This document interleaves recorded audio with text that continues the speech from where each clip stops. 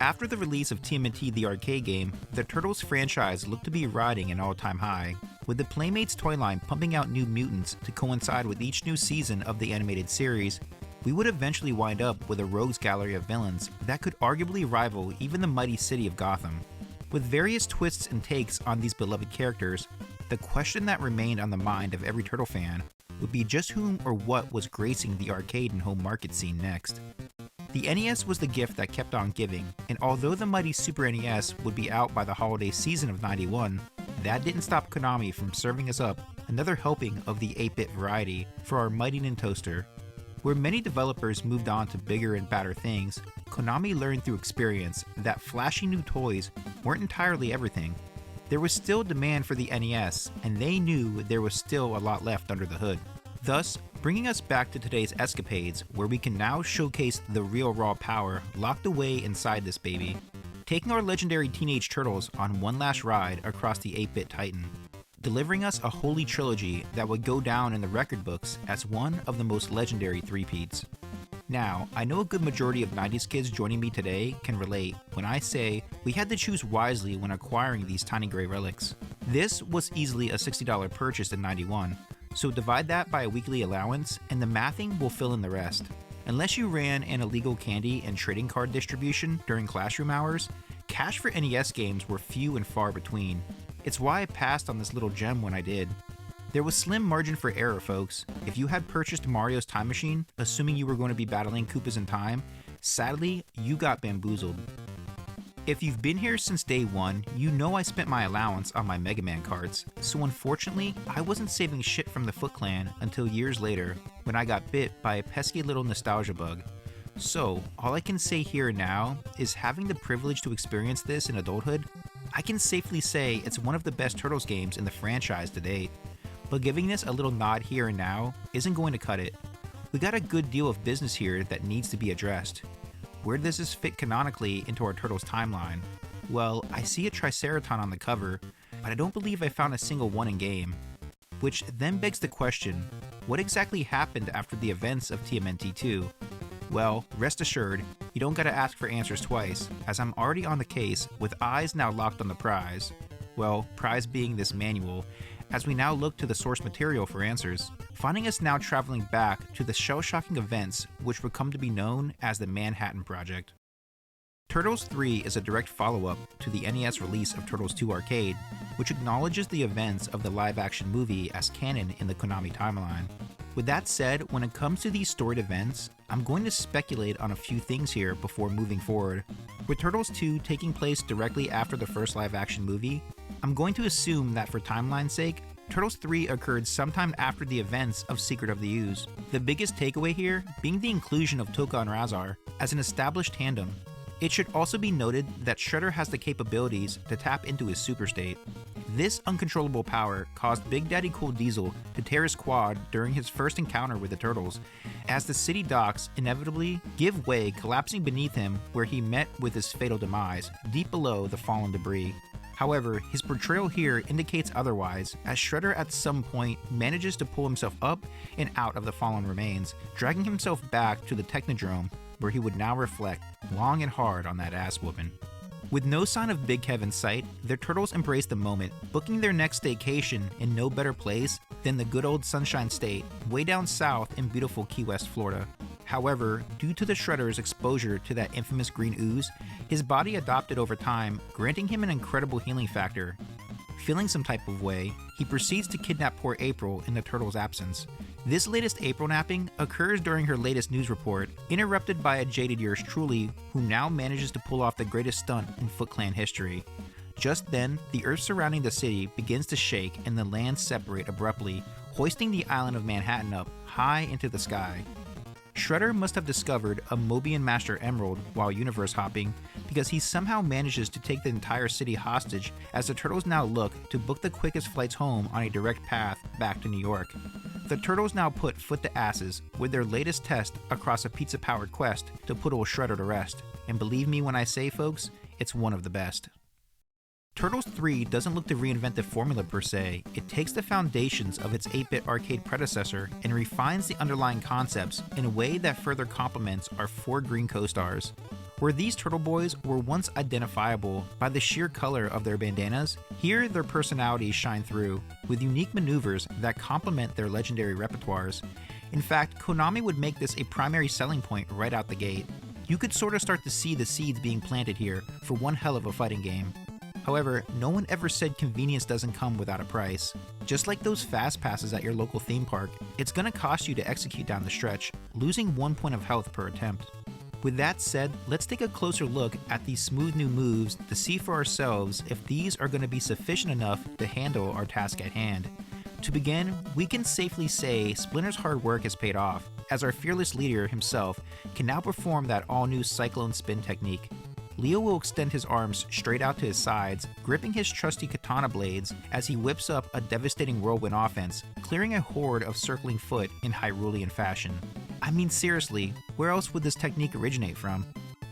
Donnie can now perform the killer knockout roll, harkening back to those early adventures across the NES. Here, it's honed in a bit more, with a straightforward trajectory, barreling past a lineup of baddies, clearing a path forward for the rest of his siblings. Mikey's frat boy days have left him quick and nimble enough to pull off a fancy maneuver such as the kangaroo kick, finding this party dude readily launching himself up and at him, feet first, racking up a killer high score in Turtles fashion. Saving the best for last, we got Raph's power drill technique, a Weapon X inspired drill claw that would make any good Wolverine main proud. It's by far the sweetest looking of the 4 specials to pull off, and when your health is at a critical low, spamming this sucker can easily get you through a do or die situation. To complement these new special techniques, each turtle now comes equipped with a brand new flip of foot maneuver, allowing our green machines the opportunity to toss their opponents up and overhead by gently pressing the D-pad downwards while pressing B. This essentially replaces the jumping slash as the new one-and-done insta-kill. It's much easier to execute and far more soothing on the thumbs. Keep in mind if you're planning to play through this adventure with a buddy, you got options here depending on how realistic you're trying to get with this playthrough. Mode A allows the turtles to strike each other down when those weapons cross paths in combat. Why anyone would choose this is beyond me. I mean, this is a video game, so I was hoping to keep the fantasy element somewhat intact here. All jokes aside, Mode B keeps it classy, turning this option off for the traditional arcade experience. Well, at least for this experience. You also have some quality of life additions here. You can now switch your turtle in the event you lose a life, opposed to waiting for a game over. An excellent way to try out all 4 turtles in one go to discover which turtle lines up with your unique playstyle. So, with some new moves added to our repertoire, let's hit the sandy beaches for a day out on the waters as we set sail in search of any clues which may have recently washed up on shore. With Shredder's latest schemes raining down on our fun in the sun, unfortunately, there's no time to sightsee. It looks as if the Goon Squad has indeed followed our turtles down south, programmed with one thing in mind: stopping our heroes from making it home alive. These aren't your standard run-of-the-mill foot soldiers from that other NES Turtles game. No, these dudes have been designed with Shredder's trollish intent.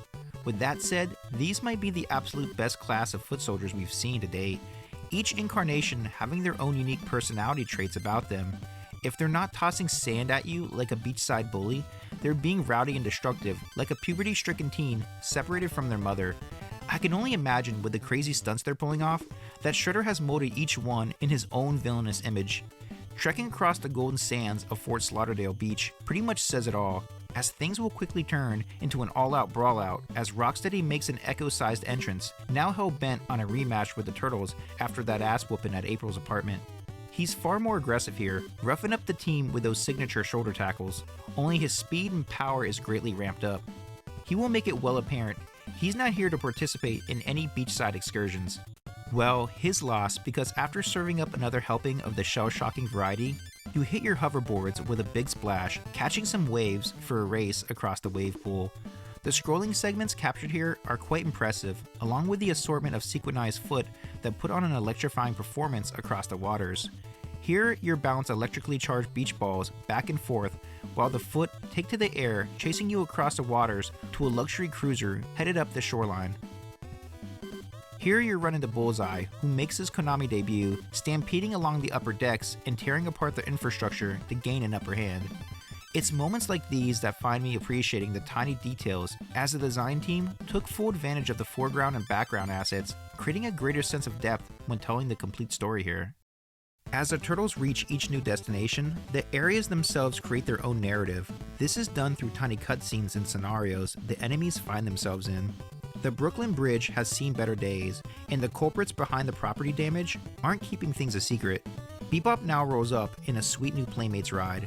Yeah, talk about deep cuts. This game incorporates in a few of those classic Playmates toys that never made it to production. Bebop also hasn't come alone. He deploys an assortment of rock soldiers to patrol these streets, remodeling the bridge in his own vision. These pint-sized soldiers are remodeled after their fearless leaders, General Trag and Granitor, whom bit the dust a little while back. They tend to pop up in waves, bearing some heavy arms, looking to bat 1,000 if you wind up in their crosshairs. This stage is chock full of turtle references, and you will go through a gauntlet of obstacles by end stage. It appears Slash has also tagged in for this ride, dropping in for a good thrashing. He's lightning quick on his feet, and in my opinion, one of the best incarnations of Slash I've seen. He's got a stockier frame than his Turtles in Time portrayal, while retaining that classic Playmates appearance. I would even go as far as to say he feels closely related to his Archie Comics counterpart, which is still my favorite variation of him. Nevertheless, as the Turtles make quick work of their villainous doppelganger, Bebop will now roll up in his gnarly 4x4, suited up with those sweet wacky action accessories, now fully wound up for a chainball smashing.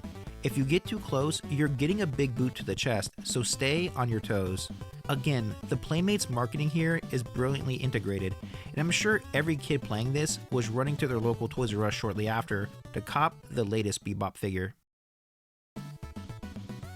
With the city in shambles, the Turtles look to the root of this chaos, and now looming high above the city where the floating island of Manhattan lies. These Turtle Boys don't slack, taking to the Turtle Blimp to drop down into the heart of the action for a downtown street fight with the Foot Clan. Each act throughout the Manhattan Project can be a bit of a stretch, but what sets them apart from those of Turtles 2 is the way in which they unfold to clever new gameplay that keeps you invested. Where Turtles 2 attempted to expand on an already limited layout, Turtles 3 builds them from the ground up, as each segment revealed has a specific design choice in mind. Each enemy wave that draws forth utilizes these surroundings to make that moment feel like a big deal. You got these well thought out sequences as if you're on the set of an action flick, finding things popping off at every corner store you cross. With each passing moment, the Foot appear to re-strategize their offense as if they're telling each other, "Yo, listen, we got him this time, boys. Just stick to the plan." It's cheesy in the best way possible, and as each scene comes to a close, it's done flawlessly, setting up the next scene to come. The presentation is top-notch, and a reason why a large majority of us NES diehards return to these timeless classics.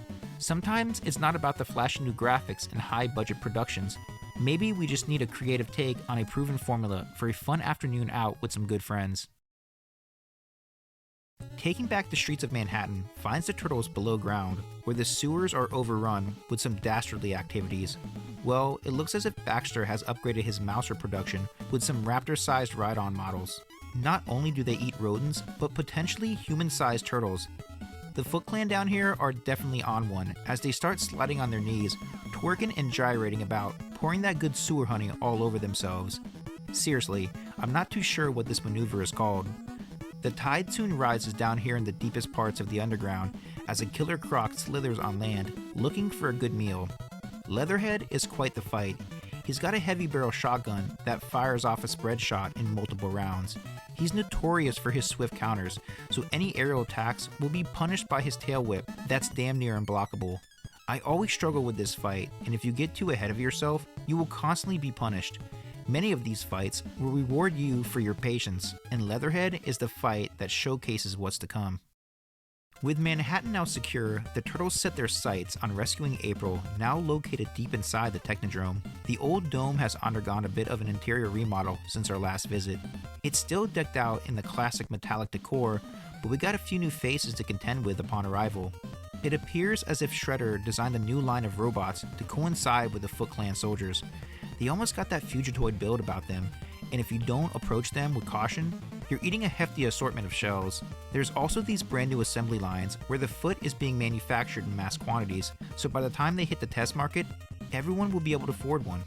I always loved this tiny detail in the Technodrome, and it really puts things into perspective when imagining how things operate behind the scenes. As you battle through a swarm of elite guard, you eventually find your way to the control room, where we have a classic showdown with old Shredder. This go around, he doesn't need a carbon copy to overcome the odds. He's honed in his craft, and his swordplay is on another level. This rematch feels like the second loop to a classic NES game. This dude will scoop slam you by the edge of his sword and wall kick the hell out of you with a killer aerial combination. This fight reminds me of how OG Shredder was in the Mirage comics, just a straight up problem. Beating Shredder momentarily will find him fleeing to Krang's spaceship where the real gauntlet begins. Ditching the Technodrome in style, you take the higher grounds on an elevator ride to the main brain space station. It's gonna be a minute before we reach the top, so in the meantime, you can amuse yourself with the welcoming party, dropping in with that sweet Neo Knight Rider strip. A Turtles beat 'em up wouldn't be complete without an iconic elevator scene, and this platform clearly doesn't have the room for one. Eventually, your destination awaits, high above the city where you jump from rooftop to rooftop as the oncoming cargo unloads to halt your path. I really do love everything about this game, right down to the way the foot soldiers are constantly a highlight. Konami somehow took the simplicity of the foot soldier and continually recycled them, doing it so very creatively through an entire run of beat-em-up games. It truly amazes me. Eventually, you're cross paths with the Shredder again, and at the perfect time, allowing you to beam aboard Krang's Dimension X carrier, which is now revealed to be the catalyst for the hovering city of Manhattan, now a mere power plant for production of their new line of enemy soldiers. Krang's spacecraft makes the Technodrome look tiny, a giant power plant of alien technology. It's going to be a hike to the center as the infrastructure is heavily laced with tiny parts and service bots that will make this an endurance round by the end. You will need to perform a pretty clean run here if you want to have enough of a cushion to take on our legendary duo. Krang will reprise his role as the final shield for the Shredder, who now lurks in the shadows.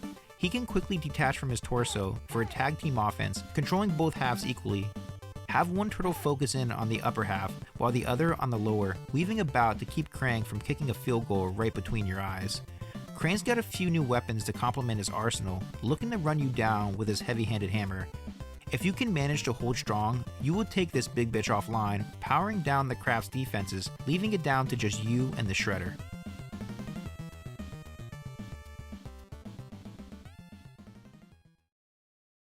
As you reach the center of the ship, it appears we're too late. Shredder has brewed up an advanced blend of his super soldier serum, now breaking it over his jaded soul, allowing his cells to slowly mutate from within, revealing an all-new Super Saiyan 2 Shredder. Holy hell, this Super Shredder must be made of nightmare fuel, now able to pull off his own instant transmission technique while launching a Kaioken-sized offense our way. Again, this is like the precursor to Tournament Fighters, folks, because I don't feel like I'm fighting Shredder right now. I feel like I'm fighting M. Bison. If he's not sending a wave of electrically charged shockwaves, he's delivering a combination of sidekicks and back chops that leave you for dead. Who needs a retro mutagen ray gun when you got one built in? If you have enough energy to spare, then by all means, use your specials here, but if not, hey, good luck. The only thing I'm gonna tell you is his defenses will eventually lower, and when they do, you better catch your second wind, as Shredder soon begins to get a taste of his own blood for the very first time in this fight. Continue making your exchanges like a good defensive boxer. Keep your composure, and all that training will soon pay off as you dig down deep for one final offensive fury, giving it everything you got till the heavy load of his new mutation takes a toll on Shredder as you put the final dagger in this tyrant once and for all. The energy from the battle soon overloads the system, setting the space station in chaos as Krang's infernal machine implodes from within, releasing the hold on Manhattan, allowing it to slowly fall back to Earth as the Turtles now make their grand escape high across the skies in the Turtle Blimp. Great job, gang. The day is truly saved. TMNT III The Manhattan Project is a love letter to a fan base of mean green teenage turtles while paying homage to those who continue to show support to an aging NES, slowly transitioning into its twilight years. It's an NES cornerstone that represents a monumental library, rationalizing those late game investments and having faith that Nintendo would continue to deliver on its 8-bit promise. Many of these late releases are among some of my favorites that kept me returning to my NES over and over as the years passed. This right here encapsulates that feeling and makes for a great conversation piece when debating how deep the NES library truly is. Each stage emits this broad spectrum of colors and sounds that embodies the Turtles universe, systematically breaking down what the NES is capable of when in the proper hands. Each scenario had memorable moments, finding me cracking up from a variety of wacky situations the Foot Clan kept finding themselves in. These villainous enforcers tore the house down through a display of theatrics that heightened the experience. TMNT III doesn't look to reinvent the formula, it gives you just enough of what works while building upon what doesn't, taking our Turtle Squad and highlighting their best qualities through a now expanded toolset, arguably making the case that theoretically, this is the first NES Turtles game specifically designed with the NES in mind, now the perfect bookend to a Turtle trilogy. With some 8-bit closure, we must now journey forward into the 16-bit era, leaving the fate of our Turtles in the hands of the next generation. Here, these heroes in a half shell will embark on their very first console war, placing them in a real sticky but also green situation. We got a real mutation on our hands here, next time with TMNT 4 Turtles in Time. See you there, gang.